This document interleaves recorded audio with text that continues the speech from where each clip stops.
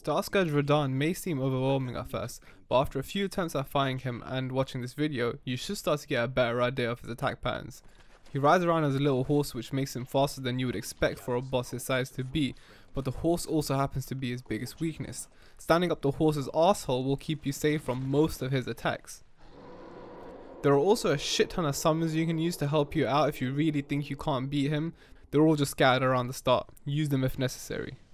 The fight starts off with him sniping you from afar. He can do 3 attacks here: a straight shot of lightning, a rain of arrows from above, and a straight spread shot of arrows. He will always start with 2 or 3 shots of the single lightning arrow, which I could not figure out how to dodge while on the horse. Even if you run in a perpendicular line to the arrows, it tracks you hard enough where it will hit you regardless of what you do. Because of this, I found the easiest option to start the encounter is just to run at him while rolling through the lightning arrows as they come at you. After around 3 to 4 arrows, he'll switch to a skyward shot which rains arrows down upon you.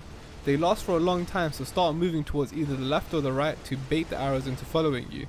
At the same time, he will shoot a scatter shot of arrows straight at you. This doesn't do a lot of damage and the accuracy of the attack can vary, but it can dismount you if it hits the horse. If he does take you off your horse, you're basically fucked because the rain of arrows will just destroy you. I found that the best option to dodging this shit was to time the horse jumps a second before the arrow would hit you, which should let you avoid them. This is an inconsistent strategy, but I couldn't find a better way. Just try to figure out the right timing. It should come intuitively. Now once you've gotten to him, the real fight has begun. He's got a bunch of different attacks, so we won't cover the simple stuff like his slam attacks or his swipes because they're pretty simple to dodge. Let's start with his most dangerous attack. He'll hold both swords above his right shoulder and do a flurry. It starts with a double swing, which is easy to time, followed by a single swing of his left sword. Then he swings both his swords one after the other, coming out from his bottom right. The timing for the roll here is tight because if you dodge too early, you'll get hit by the second sword. You're going to need to be patient here and get a dodge as close to frame perfect as you can. The final part of this combo is another dual sword swing, but they're not staggered, so the timing isn't as hard. The safest way to avoid the entire combo is to just sprint at him when he starts doing the animation and keep rolling between his legs after each swing. For his next attack, he will stab both his swords into the ground and raise them up to do an explosion. The timing for this is pretty easy. Wait until you see him do a little pre-pull on the swords. That animation will be your trigger for when you dodge. Afterwards, get some damage in, but be ready for his next attack. More often than not, he'll follow up with a gravitational pull into an explosion. With the right timing, you can dodge both aspects of this attack, and it's not really hard to do so. But if you can't dodge the pull, don't worry, it doesn't hurt a lot, and if you hold up your shield, it will do even less damage. As soon as you get pulled in, however, run towards him and roll between his legs to get behind him. This will keep you safe and also give you time to either heal or get more damage in. Sometimes he'll only do the gravitational pull and no explosion, which you're seeing in this clip here, which leads me to getting hit because I wasn't expecting it. This attack is by far his most punchable one in his arsenal, alongside this next one we're going to talk about now. He'll stomp his horse into the ground. It felt kinda dumb just saying it, but that's literally what he does. He'll dive at you with his axe swinging down one by one.